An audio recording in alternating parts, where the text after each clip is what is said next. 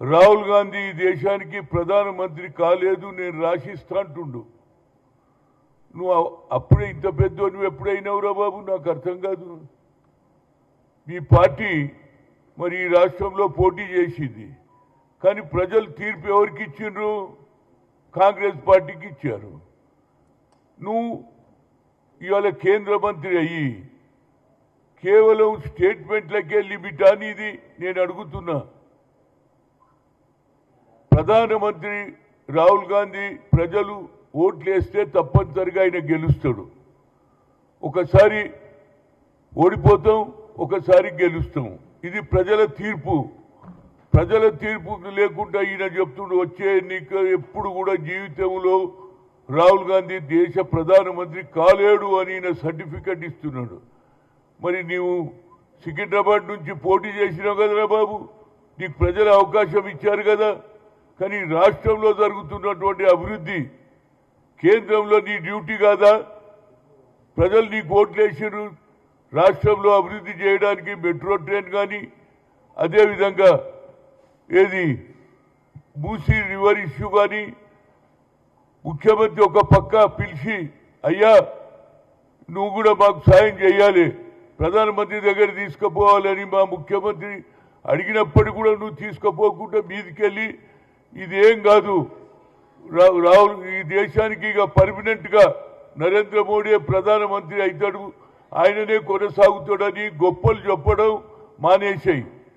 ఇవాళ ఒక దేశానికి ప్రధానమంత్రి ఓబీసీ ఉండి ఇప్పటి వరకు ఏది సూర్యకాంత్ గారు ఎవరైతే చీఫ్ జస్టిస్ ఆఫ్ ఇండియా తీర్పిచ్చాడు జనగణలో కులగణ జరగాలని తీర్పిచ్చినా ఇప్పటి వరకు ఏదైతే అమిత్ షా పంపించినటువంటి జనగణలో సర్లో అందరూ మోసం చేస్తున్నారు. అధిక సంఖ్యలో ఉన్నటువంటి 60%. నితీష్ కుమార్ గారు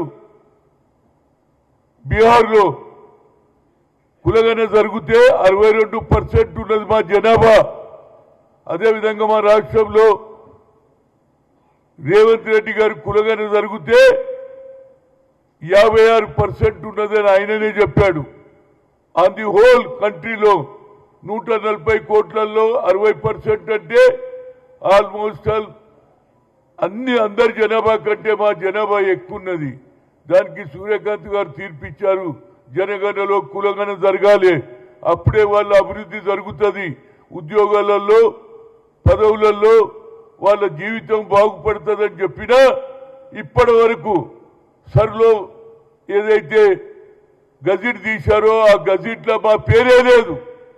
దాని గురించి నువ్వు ఎవరి ఓట్ల వరకు గెలిచినవురా బాబు? నువ్వు మా బీసీ ఓట్లు, ఎస్సీ ఓట్లు, ఎస్టీ ఓట్లు, మైనార్టీ ఓట్ల వల్లనే నువ్వు గెలవడం జరిగింది.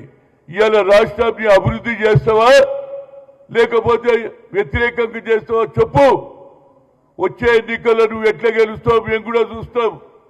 ప్రతి బీసీ వాళ్ళకు చెప్తాం, అరే ఎట్టి పరిస్థితుల్లో ఈసారి సికింద్రాబాద్ సీటులో కిషన్ రెడ్డిని గెలవకుండా చూడడానికి పూర్తి ప్రయత్నం చేస్తాం. అంతేకాదు ఇవాళ నేను చెప్తున్నా, రాహుల్ గాంధీ గారు ఎప్పుడైతే కన్యాకుమారి నుంచి కశ్మీర్ వరకు మ్యారథాన్ పాదయాత్ర చేసి 4500 కిలోమీటర్లు తిరిగిన తర్వాత ఆయనకు ఒక ఆలోచన వచ్చింది, నేను ఇంతవరకు ఎస్సీ ఎస్టీలకి అన్యాయం అనుకున్నా, కానీ ఇవాళ ఎవరికి అందరికంటే ఎక్కువ బీసీలకు అన్యాయం జరుగుతుందని ఆయన అన్నాడు. We come to the power, we'll conduct caste wise census, జిత్నా హిస్సేదారి ఉత్తి భాగీదారి అన్నాడు. మేము ఓట్లేసే మిషన్ల మారా బాబు. ఇవాళ ఇక్కడ జరిగింది లోకల్ బాడీ ఎన్నికలు జరిగితే 52% సర్పంచులు గెలిచారు, చైర్మన్లు వైస్ చైర్మన్లు అయినరు. మరి బీసీల గురించి నువ్వు మాట్లాడవేంది? ప్రధానమంత్రికి చెప్పవా? అరే సుప్రీంకోర్టు ఆర్డర్ను కూడా మీరు ధిక్కరిస్తున్నారు. ఇది ఎంతవరకు న్యాయం అని అడుగుతున్నా నేను యాజ్ ఏ ఓబీసీ ఎంపీస్ కన్వీనియర్గా, ఇవాళ అడ్వైజర్గా ఓబీసీ ఏది అభివృద్ధి గురించి మొదటి నుంచి ప్రయత్నం చేస్తున్నాం. ఎవరయ్యా దేశానికి స్వాతంత్రం ఉన్నప్పుడు మీరు ఎక్కడున్నారు? చూపించండి, పేర్లు చూపించండి. ఆ కుటుంబం దేశ స్వాతంత్ర్యం జైల్లోకి పోయినరు, కోట్ల రూపాయలు ఖర్చు చేశారు పేద ప్రజల గురించి, భూ సంస్కరణ అమలు చేశారు, దున్నేవాడికే భూమి ఇచ్చింది ఇందిరాగాంధీ కుమారు. ఇవాళ రాహుల్ గాంధీని నువ్వు ప్రధానమంత్రి కాలేడు అంటున్నావు కనుక తప్పనిసరిగా వచ్చే ఎన్నికల్లో ప్రతి ఓబీసీలకు చెప్తా, బీసీలకు చెప్తా, తిరిగి చెప్తా, రాష్ట్రం మొత్తం తిరుగుతా, తప్పనిసరిగా బీసీలకు కులగన జరిగితే జనగణలో కులగన జరపాలని ఇవాళ సూర్యకాంత్ గారు చీఫ్ జస్టిస్ ఆఫ్ ఇండియా చెప్తే దానికి ఇంకో ఆర్డర్ కూడా ఎవరు కూడా దీని మీద కేసు తీసుకోవద్దని చెప్పినా కేంద్ర ప్రభుత్వం ఆలోచన లేదు. నరేంద్ర మోడీకి ఒకటే ఆలోచన, ఈ దేశాన్ని హిందూ దేశం చేయాలని. కానీ దేశ స్వాతంత్రం వచ్చినప్పుడు మహాత్మా గాంధీ, పండిట్ జవహర్లాల్ నెహ్రూ, సర్దార్ వల్లభాయ్ పటేల్, అదే మౌలానా గారు ఆనాడు ఆలోచన చేశారు. ఈ భారతదేశ సంస్కృతి అన్ని కులాలు అన్ని మతాలు ఉన్నాయి కాబట్టి ఇది సెక్యులర్ దేశం అన్నారు. కనుక సెక్యులర్ దేశానికి అనుగుణంగా మేము పనిచేస్తున్నాం. మీరు కేవలం ఓట్ల గురించే హిందూ హిందూ హిందూ అంటున్నారు. నా పేరే హనుమంతుడు, నాకంటే రాముడు అంటారు. రాముడు చెప్పినాడు రా బాబు, బీసీలకు అన్యాయం చేయమని చెప్పిండా అని అడుగుతున్నా నేను.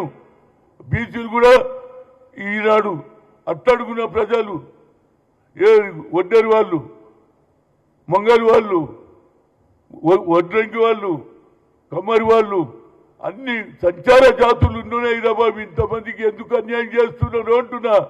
అంటే మేము రాజకీయాలలో పనికిరామా, చదువులలో పనికిరామా, ఉద్యోగాలలో పనికిరామా? మా పరిస్థితి ఏమిటని అడుగుతున్నా. ఎట్టి పరిస్థితుల్లో కొద్దిగా ఎక్కువ మాట్లాడుతున్నావు. రాష్ట్రానికి నిన్ను గెలిపిస్తే నువ్వు ఇవాళ దానికి రాష్ట్ర ప్రభుత్వం అభివృద్ధి చేస్తుంటే దానికి నువ్వు వ్యతిరేకంగా చేస్తున్నావు. వచ్చే ఎన్నికల్లో తప్పనిసరిగా నీ గుణపాఠం చెప్పి తీర్థం. ఇప్పటికన్నా ఈ కులగన జరగడానికి ప్రయత్నం చేయి. ఎందుకంటే సర్ అని పెట్టి ఉన్న ఓట్లు తీసే కార్యక్రమాలు ఉన్నారు. కానీ మా సంఖ్య అవసరం లేదా? మా ఓట్లే కావాలన్నా మేము ఓట్లు వేసే విషయంలో మానే అడుగుతున్నాం, మా రైతు గురించి అడుగుతున్నాం. కనుక తప్పనిసరిగా రాష్ట్రానికి అభివృద్ధి చేసే పనిలో రేవంత్ రెడ్డి ఉంటే దానికి అడ్డం పడుతున్నాం, దానికి ఏదేదో మాట్లాడుతున్నాను. ఆఖరికి రాహుల్ గాంధీ దేశానికి ప్రధానమంత్రి కాడు కాడు కాడు అంటున్నావు. ఎవరిచ్చినా నీకు ఈ జ్యోతిష్యం? కేవలం మాట్లాడడమేనా? అభివృద్ధి గురించి ఎందుకు మాట్లాడవు? మేము ఆనాడు ఎప్పుడైతే కులగన జరిగి నరేంద్ర మోడీని కలిపిమంటే అప్పుడు కలిపియలే. సాక్షాత్తు ముఖ్యమంత్రి గారు వచ్చి ఢిల్లీలో Jantar Mantar as a chief minister ఈ సెట్ పొద్దుటి నుంచి సాయంత్రం వరకు కూర్చుంటే కూడా నీకు కనికరం లేదు. అంటే బీసీ ఓట్లు అవసరం లేదా? కేవలం అగ్ర కులాల ఓట్లు ఎన్ని ఉన్నాయి మీకు చెప్పు. ఇవాళ అగ్ర కులాలు ఉన్నటువంటి రాహుల్ గాంధీ బడుగు బలగిన వర్గాల గురించి ఆలోచన చేస్తున్నాడు. బీసీలకు న్యాయం జరగాలన్నాడు. అదే సోనియా గాంధీ గారు ఐఐటి ఐఐఎంలో ఆనాడు రిజర్వేషన్ లేదంటే సుప్రీంకోర్టు కొట్టేస్తే అప్పుడు ఓబీసీ ఎంపీస్ కన్వీనర్గా నేను పోయాను. Madam, talent is not anybody's property, God has given to everybody. కనుక మాకు న్యాయం జరగాలన్న. ఏం చేయాలన్న? Why don't put a word to doctor Manmohan Singh అన్న. మన్మోహన్ సింగ్ గారు బిల్ వెళ్తే పాస్ అయిందా లేదా? అన్ని అసెంబ్లీలో అన్ని పార్లమెంట్లో మా సంఖ్య ఎక్కువ ఉన్నది. 60% ఉన్నటువంటి మా ఓట్ల లెక్క ఎందుకు ఉండదు అని అడుగుతున్నా. మా అభివృద్ధి అవసరం లేదా? మా పిల్లలు చదువుకోవద్దా? మా పిల్లలు ఐఏఎస్ కావద్దా? మా పిల్లలు ఐపీఎస్ కావద్దా? అదేవిధంగా రాజ్యాధికారంలో మా షేర్ కూడా ఉండాలి. మొన్న జరిగినటువంటి లోకల్ బాడీలో బీసీలు 52% గెలిచారు, సర్పంచులు అయింది. అదేవిధంగా చైర్మన్ వైస్ చైర్మన్ అయింది. మా సంఖ్యను మీరు అండర్ ఎస్టిమేట్ చేస్తున్నారు. బీసీలు తిరగబడితే మీ ప్రభుత్వం ఉండదు. ఛాలెంజ్ చేసి చెప్తున్నా. మా ఓట్లతో ఎవరైనా ఇప్పటికన్నా ఆలోచన చేయి, అభివృద్ధిలో పాలు పంచుకో. లేకపోతే తప్పనిసరిగా అదేవిధంగా మీ ప్రధానమంత్రి బీసీ అంటాడు. మరి బీసీలకు ఎందుకు న్యాయం చేస్తలేడు? అగ్ర కులాల్లో పుట్టినటువంటి రాహుల్ గాంధీ, అగ్ర కులాల్లో పుట్టినటువంటి రేవంత్ రెడ్డి ఈయన జరిపించి దేశంలో ఎక్కడ జరగలే కులంగా. అక్కడ ఏది బీహార్లో జరిగితే సుప్రీంకోర్టు కొట్టేసింది. ఇవాళ సుప్రీంకోర్టు తీర్పు తీసింది, సుప్రీంకోర్టు తీర్పు ఇచ్చింది. జనగణలో కులగణ జరగాలంటున్నారు. దాని గురించి మా ప్రయత్నం చేస్తాం. అభివృద్ధిలో పాలు పంచుకోకపోతే తప్పనిసరిగా వచ్చే ఎన్నికల్లో సికింద్రాబాద్లో నీ ఓటమి తప్పదు అని ఒక సీనియర్ నాయకుడుగా, మాజీ పిసిసి అధ్యక్షుడుగా, అదేవిధంగా ఓబీసీ ఎంపీస్ కన్వీనర్గా నేను కోరుతున్నా. ఇప్పటికన్నా నీ మాటలో మార్పు రాని, కేవలం స్టేట్మెంట్ ఇవ్వడం కాదు, మేము గెలిచేస్తున్నాం, వచ్చేది మాదే. అరే ఎట్లా వస్తారా బాబు, మా ఓట్లు లేకుండా గెలుస్తారా?